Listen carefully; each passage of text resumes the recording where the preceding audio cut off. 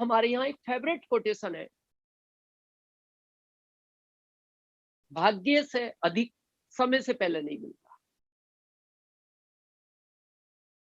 मैं इस कोटेशन के विरोध में नहीं हूं, लेकिन इस कोटेशन को हमें समझना बहुत जरूरी है। ये कोटेशन है क्या? क्योंकि हमारे यहाँ हर जगह लिखा है कर्म करो फल मिलेगा, लेकिन दूसरा ये भी मिला है कि वो देता है तो छप्पर फाड़ के देता है। और मैंने कई बार मीटिंग में कहा, मैं आज फिर कहना चाहता हूं, उसका एग्रीमेंट छप्पर के साथ है। और ये परंपरा बदल चुकी है, दुनिया बदल गई। आजकल आरसीसी डलता है, आरसीसी के साथ उसका एग्रीमेंट नहीं है। कर्म और भाग्य दोनों साथ काम करते हैं। कर्म का रोल 90% है लाइफ, 10% भाग्य का है रोल। लेकिन इंडिया का व्यक्ति 90% भाग्य पे काम करता है। वो कहता है भाग्य में होगा, भाग्य कुछ नहीं होता। आज इस चीज को हम थोड़ा सा एक्सप्लेन करते हैं। एक राजा थे, उनके पास घोड़ा था और बहुत अच्छा घोड़ा था, उसकी बहुत सेवा करते थे, बड़ी मालिश वालिश चने खिलाते थे। एक दिन वो घोड़ा, गेट खुला था और वो जंगलों की तरफ निकल गया और वापस नहीं आया। तो जो गांव के लोग थे, जब उनको पता लगा कि राजा का घोड़ा जंगल चला गया है, तो सारे गांव के लोग इकट्ठे हुए। आप देखना, लोग अपना स्टेटमेंट कैसे बदलते हैं बार बार। जो लोग भाग्य के भरोसे जी रहे हैं ना, उनका स्टेटमेंट सुनना। बाप आते ही गांव वालों ने कहा, राजा साहब बहुत खराब भाग्य है आप। इतना अच्छा घोड़ा, इतनी मालिश करते थे, इतनी सेवा करते थे, उसको चने खिलाते थे, गुड़ खिलाते थे, और भाग्य आपको छोड़कर। तो राजा का जवाब सुनना। उन्होंने कहा, नहीं, इसमें भाग्य का कोई दोष नहीं है, इसमें मेरे कर्म का दोष है। हो सकता है उसको जितनी सेवा मेरे से चाहिए थी वो शायद मैं नहीं कर पाया। हो सकता है उसको 3 टाइम नहाना हो, मैं एक ही टाइम नहलाता था। हो सकता था उसको 4 टाइम मालिश चाहिए, मैं 2 ही बार करता था। मेरे कहीं ना कहीं कर्म में कमी रही है। गांव वाले बोलते हैं, नहीं नहीं नहीं नहीं राजा साहब, आप कुछ भी कहो, भाग्य का ही दोष है। अब कुछ दिन बाद क्या होता है, वो घोड़ा वापस आया और जंगल से और 15 घोड़ों को साथ लेकर आ गया। गांव वालों को पता लगा, अरे राजा साहब का घोड़ा वापस आ गया और नए जंगली 15 घोड़ों को लेकर आया है। गांव वाले फिर इकट्ठे हुए, अरे राजा साहब क्या भाग्य है आपका, अकेला गया था और 15 को साथ ले आया, गजब भाग्य। राजा ने कहा, नहीं नहीं, फिर आप गलत कह रहे हो, इसमें भाग्य का कोई रोल नहीं, ये कर्म का रोल है।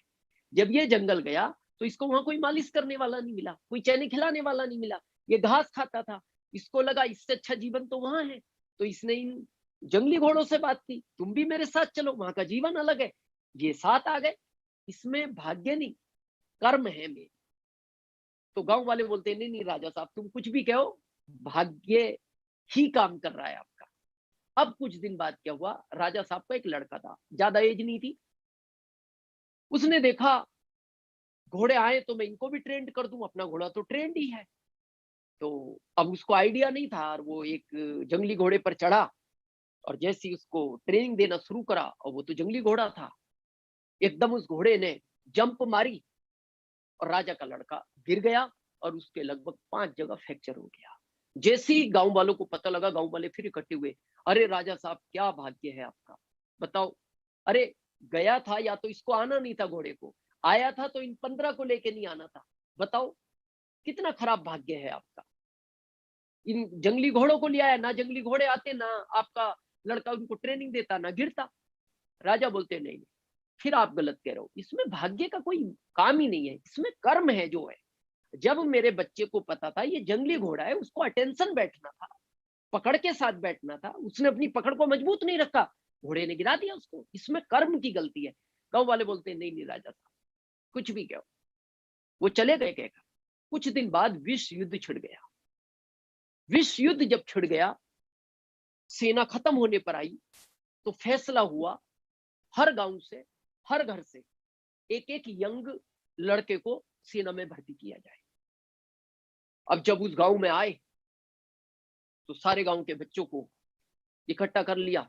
जब राजा के पास आए, राजा का बच्चा तो वो फ्रैक्चर था 5 जगह से, तो उन्होंने कहा ये तो फ्रैक्चर है, ये तो काम आ नहीं सकता सेना में। उसको छोड़ गए।